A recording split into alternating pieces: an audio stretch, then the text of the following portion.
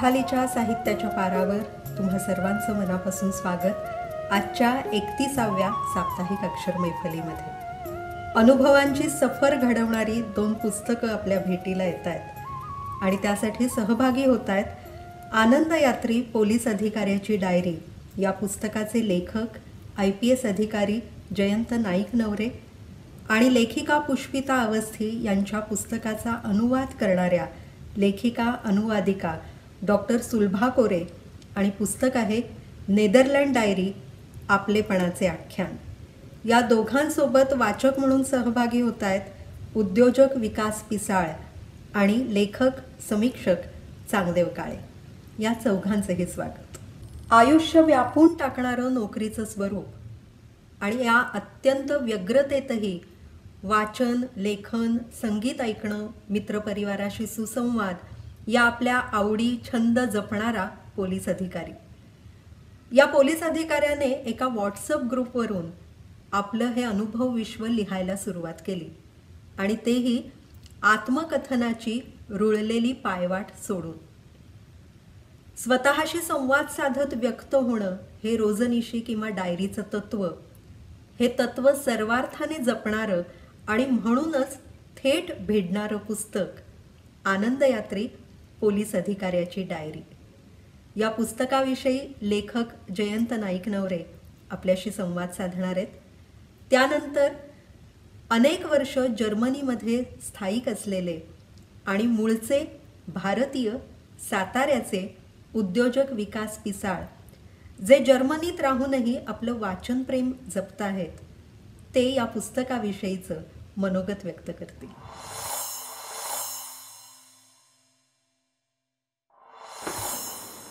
नमस्कार। हे आनंद यात्री पोलीस अधिकाऱ्याची डायरी हे माझं पुस्तक जे आहे ते 15 ऑगस्ट 2020ला मी ऑनलाईन पब्लिश केलं आणि आतापर्यंत त्याला खूपच चांगला रिस्पॉन्स आलेला आहे। हे पुस्तक ज्यावेळी तयार झालं त्यावेळेला असा इतका चांगला रिस्पॉन्स येईल असं मला वाटलं नव्हतं। ते पुस्तक निर्मितीची आणि लिहिलं गेलं ह्याची थोडक्यात अशी कथा आहे की मी CBIमध्ये ज्यावेळेस माझं पोस्टिंग होतं त्यावेळेला घरून ऑफिस आणि ऑफिसवरून घर असं येत असताना जे काही सुचेल असे लहान लहान आर्टिकल्स मी मोबाईल फोनवरती टाईप करून ग्रुपवर टाकायचो। त्याला सॅटर्डे डिस्पॅच नावाचं असं एक त्याला मी नाव दिलं होतं आणि दर शनिवारी एक आर्टिकल टाकायचो। असं जवळजवळ हे 2 वर्ष चाललं। मग आमचे काही स्नेही आणि मित्र आणि बॅचमेट्स वगैरे असे म्हणाले की लिखाण चांगलं आहे तर तुम्ही पुस्तक स्वरूपामध्ये याला वाचकांसमोर आणलं तर अशी त्यांनी प्रेमळ सूचना केल्या। मग त्याच्यावरून मग मी हळूहळू लिहायला सुरुवात केली आणि हे जे काही लिखाण आहे ते मग आर्टिकल्स आणि जे लोकेशन्स आहे ज्या ज्या ठिकाणी मी राहिलो, ज्या ठिकाणी शिकलो, ज्या ज्या ठिकाणी पोस्टिंग झाल्या, ज्या ठिकाणी पर्यटनानिमित्त किंवा वेगवेगळे कोर्सेस करता ज्यावेळी मी भेटी दिल्या तर त्यावेळेचे जे अनुभव आहेत ते जसे आठवतील तसे मी त्याच्यामध्ये लिहित गेलो। त्याचा ॲडव्हान्टेज माझा असा होता की मला ज्यावेळी स्ट्रगलिंग डेजमध्ये डायरी मी लिहायचो, मेंटेन करायचो, त्यातले काही मला डिटेल्स मिळाल्या। त्याबरोबरच माझ्या काही ऑफिसमधल्या ज्या डायऱ्या आहेत त्या मी कधी छापील डायऱ्या लिहित नव्हतो। वेगळी आपली वहीसारखी डायरी असायची त्याच्यावरती मी त्या मी लिहायचो आणि त्या मी सगळ्या प्रिझर्व केल्या होत्या। तसं ते एकत्र करून मग ते डाऊन द मेमरी लेन जात हे सगळं लिखाण झालेलं आहे। याच्यामध्ये प्रामुख्यानं सांगायचं म्हणजे असं आहे की याच्यामध्ये कुठलीही यशोगाथा किंवा सक्सेस स्टोरी वगैरे असं काही नाही। जसं जसं घडत गेलं तसं तसं मी त्यामध्ये लिहित गेलेलो आहे आणि सर्वसामान्य वाचकांना, सर्वसामान्य पोलीस अधिकाऱ्यांना किंवा कर्मचाऱ्यांना त्यांच्या ज्या काही रोजच्या दैनंदिन घडामोडी आहेत त्याच्यामध्ये जे काय अनुभव येतात, जे मी पाहिले ते प्रातिनिधिक स्वरूपाचं लिहावं म्हणून ते मी लिहिलेलं आहे। ते प्रत्येक चॅप्टरचे म्हणजे लोकेशन वाईज सगळे चॅप्टर्स आहेत म्हणजे बालपणापासून ते आता मी IPS होऊन DIG होईपर्यंतचे जो काही प्रवास आहे तो ज्या ज्या ठिकाणी मी वास्तव्याला होतो, ज्या ज्या ठिकाणी पोस्टिंगला होतो त्या प्रकारे मी ते लिहिलेलं आहे. प्रत्येक प्रकरणाचे 3 भाग केलेले आहेत. हे जे आर्टिकल मी लिहायचो ते बोल्ड स्वरूपामध्ये पहिल्यांदा टाकलेले आहे, नंतर त्याचा मुख्य गाभा आहे आणि त्याच्यानंतर शेवटी परत एखादं आर्टिकल चिंतनपर वगैरे असं लिहिलेलं आहे. हे लिहित असताना मी पोलीस कर्मचारी, पोलीस अधिकारी हे तर नजरेसमोर होतेच माझ्या. त्याशिवाय स्पर्धा परीक्षाकरता, करिअर करणाऱ्याकरता जे काही विद्यार्थी आहेत किंवा जे स्ट्रगलिंग स्टुडंट्स आहेत त्यांच्याकरता पण आपलं काहीतरी त्यांना सांगावं, आपले विचार त्यांच्यापुढंपर्यंत पोचावे म्हणून मी त्याच्यामध्ये पण काही गोष्टी लिहिलेल्या आहेत.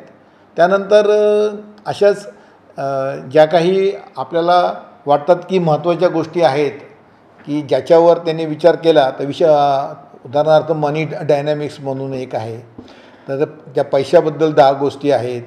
आपल्या स्वभावामधले ज्या काही आपले ड्रॉबॅक्स असतात, काही आपल्याला काही वाईट सवयी असतात, त्याचा आपण अगदी कॉन्शियसली जर प्रयत्न केला तर त्या आपण मोडू शकतो.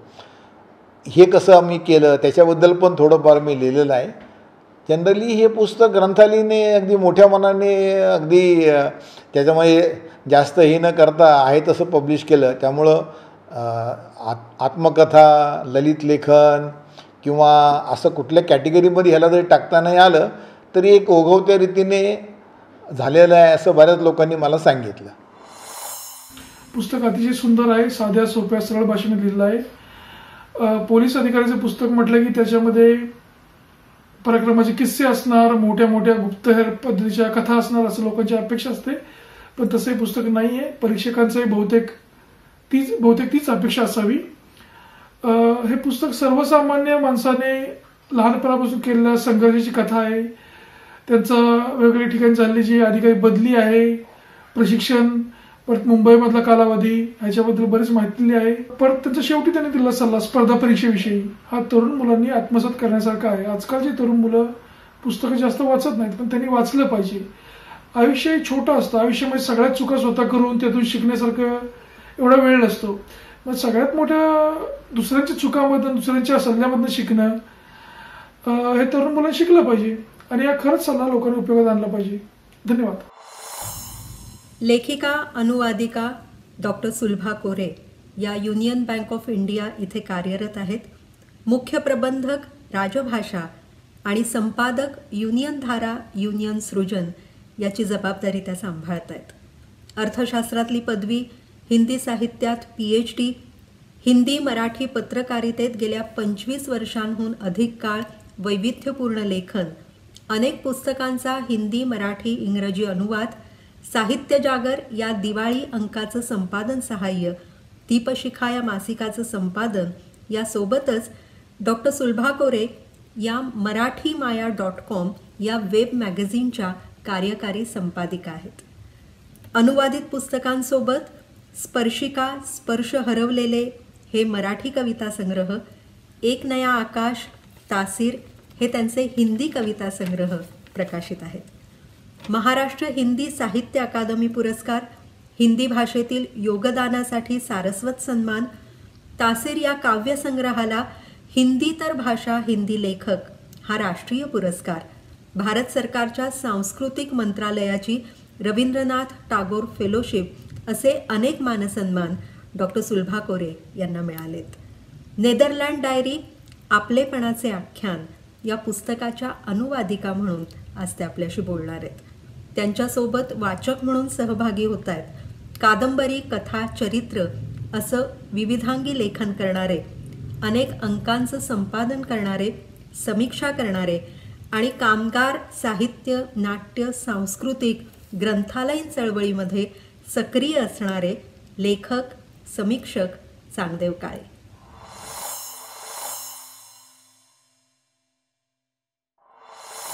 मी डॉक्टर सुलभा कोरे. डॉक्टर पुष्पिता अवस्थी यांच्या नेदरलँड डायरी या हिंदीतून मराठीत आणल्या गेलेल्या पुस्तकाबद्दल मी आज बोलणार आहे. आचार्य हजारी प्रसाद द्विवेदी म्हणजे हिंदीतील अतिशय प्रसिद्ध साहित्यिक. ते अनुवादाबद्दल म्हणतात की एका कुपीतील अत्तराला त्याचा सुगंध न घालवता दुसऱ्या कुपीत ओतणं म्हणजे चांगला अनुवाद. गेला बाजार तसं अनुवादाला काही महत्त्व नव्हतंच आणि मग फारसं महत्त्व दिलं गेलंच नाही अनुवादाला. पण वैश्वीकरण आणि जगाच्या कवेत घेण्याच्या आजच्या पिढीच्या मानसिकतेमुळे या अनुवादाला फारच महत्त्व आलेलं आहे. एकमेकाशी संवाद, संपर्क, एकमेकाबद्दलचे ज्ञान व त्यानुसार वेगवेगळ्या संस्कृती, समाज, परंपराशी जोडण्याच्या कल्पनेनं अनुवादाचं महत्त्व आता वाढतच चाललेलं आहे. तसं पाहिलं तर भारतातील वेगवेगळ्या भाषांचा अनुवाद जर करण्यात आपण वेळ घालवला किंवा आपण करायला गेलो तर आयुष्य देखील पुढे पडणार नाही. पण सध्या अनुवाद होतोय, मोठ्या प्रमाणात होतोय. जग आणखीनच जवळ येत चाललंय. मी माझ्या बाबतीत जर म्हणेन तर मी अनेक प्रकारचे अनुवाद केले. कथा, कादंबऱ्या, ललित लेखन, शास्त्रीय, धार्मिक, तांत्रिक. पण नेदरलँड डायरी जेव्हा मी वाचलं तेव्हा मला वाटलं की हे पुस्तक मराठीत यायला हवं. अनुवादाच्या ज्या अडचणी येतात त्या आल्याच. भाषा, संस्कृती, भाषेचा बाज, वाक्यविन्यास, भावना सारं काही हिंदीतून मराठीत आणताना किंवा मराठीत ओतताना व त्याला मराठीचा आकार देताना बरेच श्रम पडले. पण ग्रंथाली टीम आणि सुदेश हिंगलाजपूरकर ज्यांच्यामुळे ते प्रत्यक्षात उतरले त्यांचे आभार. तर आता आपण बोलूया पुष्पिता अवस्थी यांच्या नेदरलँड डायरीबद्दल. पुष्पिता अवस्थी हे नाव तसं हिंदीत फार प्रसिद्ध आहे आणि अतिशय प्रतिष्ठितही आहे. वेगवेगळ्या लोकांना भेटणं, वेगवेगळ्या संस्कृती व वातावरणाचा अभ्यास करणं आणि त्याचबरोबर हिंदी साहित्याचा प्रचार व प्रसार करणं हे उद्दिष्ट ठेवून ही बाई जगभर फिरत असते. या भटकंती दरम्यान जे काही अनुभव येतात ते शब्दात मांडणं हा तिचा छंद आहे. साहित्याचे कथा, कादंबरी, कविता, लेख सारेच प्रकार तिने हाताळलेत. पुष्पिता स्वतः नेदरलँडला राहते गेली अनेक वर्ष. युरोपियन संस्कृतीत भिजून, ओथंबून त्याचे जे काही परिमाण समोर येतात त्या सगळ्या परिमाणात ती भिजली गेलेली आहे, ओथंबली गेलेली आहे. तसं पाहिलं तर नेदरलँड हा भारतापेक्षा वेगळा व आधुनिक संस्कृतीतला देश. तरीही अनेक बाबतीत भारताशी हा देश अतिशय वेगवेगळ्या प्रकारची जवळीक साधतो. या देशाच्या प्रत्येक वैशिष्ट्याला जसं पहाटेला गवताच्या पात्यावर दवबिंदू पडलेला असतो आणि त्या दवबिंदूला टिपण्यासाठी जो नाजूकपणा, जी आपुलकी लागते, त्याच आपुलकीनं आणि नाजूकपणानं पुष्पिता अवस्थीनं या देशाची सारी वैशिष्ट्य, सगळी वैशिष्ट्य या पुस्तकात मांडले, त्यांना टिपून घेतलंय. नेदरलँडबद्दलची आत्मीयता, संस्कृती, स्त्री पुरुष समानता, प्रेम व विवाह पद्धती, मुलांचं व स्त्रियांचं स्वातंत्र्य, फुटबॉल प्रेम, ट्युलिपची फुले, बागा, चीज किंवा तशाच प्रकारचे दुग्धजन्य पदार्थ, प्राणी प्रेम, सारं काही आत्मीयतेनं आणि एका वेगळ्या विशुद्ध भावनेनं शब्दातून तिनं कागदावर उतरवलंय. काही गोष्टी तशा पटतही नाहीत तिला नेदरलँडच्या, पण त्याही गोष्टी तेवढ्याच परखडपणे पण तेवढ्याच आपुलकीनं तिनं या पुस्तकात मांडलेलं आहे. हे सारं करताना ती भाषेचं मऊ पण अजिबात विसरत नाही. एकंदरीतच ट्युलिपच्या बागा, फुटबॉल, हिरवळ, व्यक्ती स्वातंत्र्य व कलात्मकता यासाठी अख्खं युरोप आणि युरोपपेक्षाही म्हणाल तर नेदरलँड जास्त ओळखलं जातं. व्यवहार, पैसा, शिक्षण, करिअर किंवा मग संशोधन या किंवा अनेक कारणांनी आपण परदेशात जातो आणि तिथंच कधी कधी राहूनही जातो. पण पुष्पिताच्या बाबतीत हा प्रकार अतिशय साधा सुद्धा झालेला आहे. तिचं भवितव्य, तिचा जीवनसाथी तिला तिथंच सापडला आणि ती त्याच देशाची होऊन गेली. नेदरलँडचा आपलेपणा व भारतीय सहिष्णुता यांचा एक सुरेख मेळ पुष्पिताच्या व्यक्तिमत्वात आहे आणि तिच्या लेखनातही आहे. तसं पाहिलं तर नेदरलँड डायरी दैनंदिनी नव्हे किंवा रोजनिशी नव्हे, किंवा ते टिपणवहीही नाही, तरी नेदरलँडच्या प्रत्येक गोष्टीला, पैलूला टिपून तिथल्या प्रत्येक वैशिष्ट्याला अनुभवून व त्यावर मनन चिंतन करून पुष्पिताने या नेदरलँड डायरीला प्रत्यक्षात आणलेलं आहे. संस्कृती, समाज, ग्रामीण क्षेत्र, परंपरा, कला, साहित्य, खेळ, व्यापार, आधुनिकता याचंही वर्णन या नेदरलँड डायरीमध्ये अतिशय वैशिष्ट्यपूर्ण पद्धतीनं येतं. इतकंच नव्हे तर तिथल्या शाळा, मुलं, लायब्ररी, पेंटिंग्सची दालनं यांचंही घट्टमुट्ट चित्रण पुष्पिताने केलं आहे. या चित्रणामागे आपलेपणा आहे. एखाद्या संस्कृतीत स्वतःला रुजण्याची भावना आहे, जी हळूहळू झिरपत मुरत जाते. म्हणून नेदरलँड डायरी तुम्हाला फक्त नेदरलँडला घेऊनच जात नाही, तर नेदरलँडचे जीवन व जगण्याबद्दलचा तुमचा वेगळा अनुभव तुम्हाला देते. हा अनुभव तुम्हाला संपन्न करणारा असेलच, पण तुम्हाला विचार करायलाही भाग पाडणारा आहे. भौतिकता आणि कलात्मकतेचा एक दुर्मिळ समसमायोग नेदरलँड डायरीतून तुम्हाला अनुभवता येईल. तसं पाहिलं तर नेदरलँड डायरीच्या प्रत्येक पानावर तुम्हाला तुमच्या प्रवासाचा व वाचनाभूतीचा अनुभव मिळतो आणि ते त्याचबरोबर एक आत्मिक समाधानही मिळतं. एवढं मात्र खरं. मराठीत तशी अनेक प्रवास वर्णनं आलेली आहेत. विदेशी प्रवास वर्णनही आहेत, म्हणजे ज्यात एखाद्या देशाचा संस्कृती विन्यास केला गेलेला आहे, अनेक गोष्टींना मांडलं गेलेलं आहे. पण नेदरलँड डायरीत मागच्या पार्श्वभूमीवर सतत झंकारणारी एक नाजूकशी प्रेमाची तार आहे. पुष्पिताची ही संवेदनशील तारच वाचकाला त्या तारेवर स्वार होऊन वर्णनामागे फिरायला लावते व स्वतः तिथे असल्याचा अनुभवही देते. नेदरलँड डायरी वाचताना तुम्हाला असं जाणवतं की तुम्ही नेदरलँडच्या प्रत्येक शहरात, प्रत्येक वैशिष्ट्यात स्वतः तिथे आहात. आणि म्हणूनच ही डायरी अतिशय वाचनीय तर आहेच, पण एक वेगळा अनुभव देणारी आहे.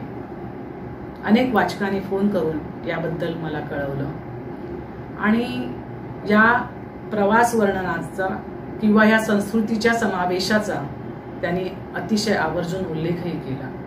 मलाही वाटतं की तुम्हा लोकांनाही ही नेदरलँड डायरी अतिशय आवडेल. धन्यवाद, आभार.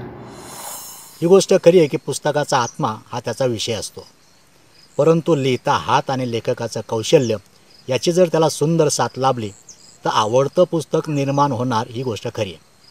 आणि असंच आवडतं पुस्तक मला मिळालं ते म्हणजे नेदरलँडची डायरी.